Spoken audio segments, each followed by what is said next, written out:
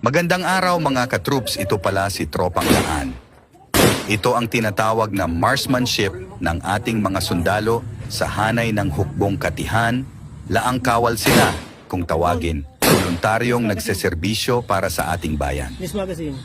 Ang Reserbang Puwersa ng Militar ay isang organisasyong militar na ang mga miyembro, mga reservist, ay may mga trabahong militar at sibilyan.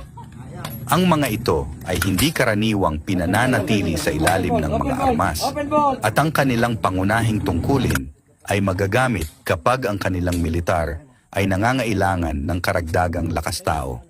Kung sakaling magkaroon ng mga pambansang sakuna tulad ng mga bagyo o pagbaha, ang Army Reserve Soldiers ay nasa eksena upang suportahan ang mga humanitarian at relief operations.